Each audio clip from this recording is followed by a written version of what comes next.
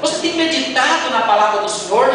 Se você tem prazer na palavra, se você medita na palavra, se você confia no Senhor, você é uma pessoa que, como aquela árvore plantada junto a ribeiros de águas.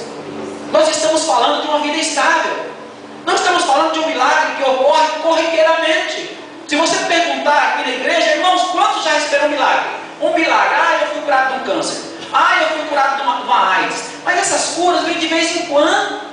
De vez em quando eu estou falando daquele que é plantado como uma árvore, que sempre ele recebe uma injeção de ânimo, sempre ele recebe um renovo, sempre quando ele está abatido vem uma brisa que o alegra, sempre ele está firme, independente da crise, independente das circunstâncias. É muito mais do que uma pessoa que recebe milagre, porque milagres os 10 leprosos receberam e só um ficou com uma árvore plantada junto ao rio. Deus está falando com aqueles que ficam plantados, chova ou não chova, planta, colhe ou não colhe, aconteça o que acontecer, você está firme do lado do Senhor, que é um rio que passa.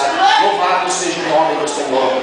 A Bíblia diz que quem está como essa árvore, ele confia no Senhor. Jeremias 17, versículo 7 e 8. E o Senhor diz no Salmo 128: bendito o homem que confia no Senhor,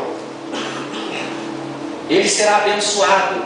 A sua mulher estará em volta da mesa com ele, junto com seus filhos. E a Bíblia começa a descrever uma bênção familiar para aqueles que confiam no Senhor. Quem confia no Senhor é como a árvore. Quem confia no Senhor e obedece à lei é comparado a essa árvore que está junto do rio. Tem pessoas que dizem: eu confio no Senhor, mas não medita na palavra. Meditar na palavra, nesse contexto aqui, é viver a palavra. Viver. Queridos, nós seremos como essa árvore junto a rios. Pare para pensar um pouco.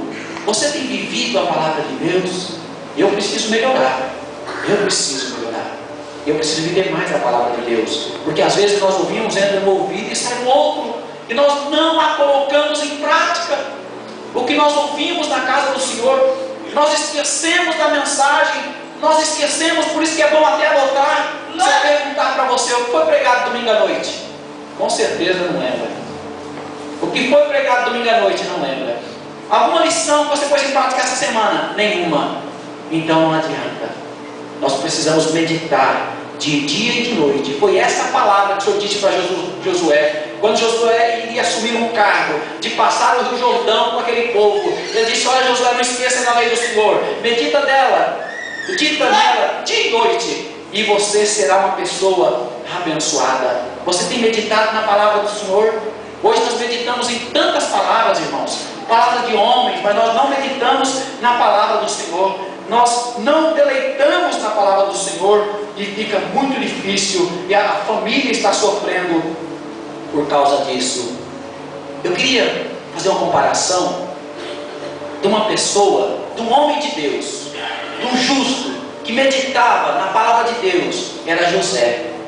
José do Egito. Como aquele homem era um homem de Deus. A todo momento, em todo momento ele produzia, em todo momento ele glorificava o nome do Senhor. José era um homem próspero comparado a essa árvore. E nós podemos olhar para a vida de José e tirarmos algumas lições. Primeiro, os irmãos de José o odiaram. Um problema na família. Como José iria manter a sua fé? Como José não iria negar ao Senhor? Como José glorificaria o nome do Senhor? A Bíblia diz que os irmãos de José o odiaram, invejaram, um clima ruim na família. Mas José, ele produzia e nada poderia detê-lo. A esposa de Potifar, ela o acusou. A esposa de Potifar falou algo para acusá-lo que ele não devia. O copeiro-mor do rei esqueceu José. Então parece que o clima era desfavorável. Não tinha como ele plantar, não tinha como frutificar, mas tudo isso era uma terra adubada para que ele pudesse frutificar lá na frente. Louvado seja o nome do Senhor. Os irmãos Queriam jogar José no poço. Aqui no poço eu quero ver esse sonho seu acontecer. Aqui no poço, nessa cisterna, eu quero ver alguma coisa boa acontecer com você. Vamos matar você, sonhador mor. Vamos matar. Você não vai frutificar coisa nenhuma. Enquanto os irmãos de José falavam, o teu lugar é no poço, Deus falava, o teu lugar, José, é no palácio. Louvado seja o nome do Senhor. É no palácio. Enquanto as pessoas diziam, olha, mas é época de crise. Quantas pessoas dizem para você, é época de crise, é época de dificuldade, você não vai conservar a sua família, não vai dar certo para você as coisas, o que você está planejando não vai dar certo, estão com inveja de você, e Deus está falando, vai dar tudo certo, porque você está perto do ribeiro, louvado seja o nome do Senhor.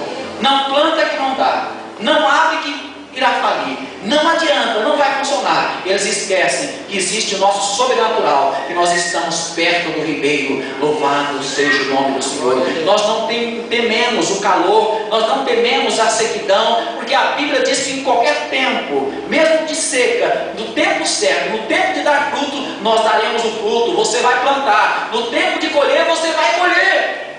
O problema, quando as pessoas não estão plantadas junto ao rio, ao ribeiro, planta e não colhe, seca, fica com folhas torradas e nada dá certo. Ei, querido, se aproxime mais do ribeiro, se aproxime mais do Senhor, e você vai perceber o que vai acontecer com você. Louvado seja o nome do Senhor.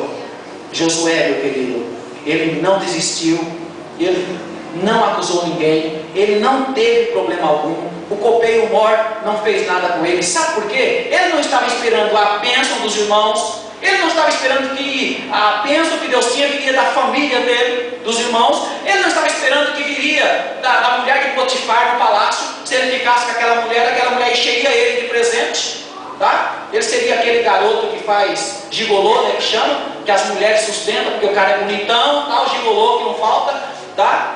Mas ele não seria um gigolô, e não era aí que vinha a bênção dele, não era aí que vinham os frutos dele, e muito menos da bondade do copeiro mor. Mas ele estava dependendo e recebendo a influência e os nutrientes e o renovo que ele precisava do rio, que era o Deus que ele servia.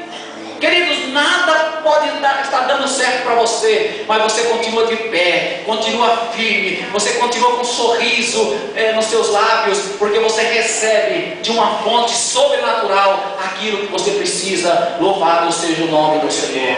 E não é falso não, é verdadeiro.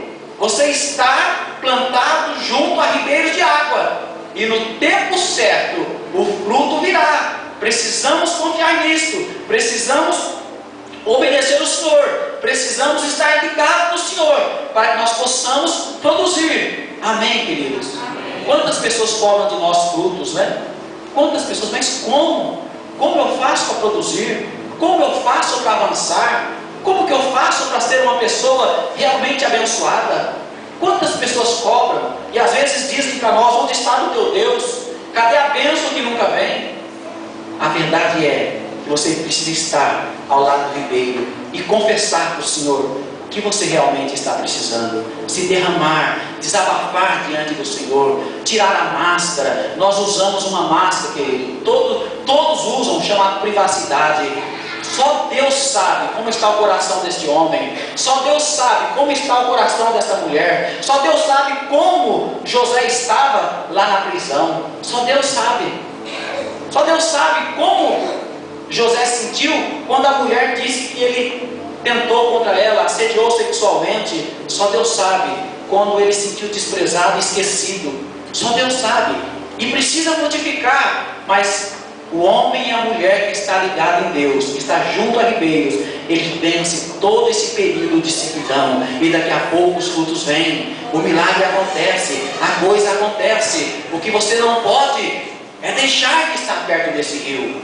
Jesus é o rio que corre, Jesus é o rio que passa. Amém, queridos?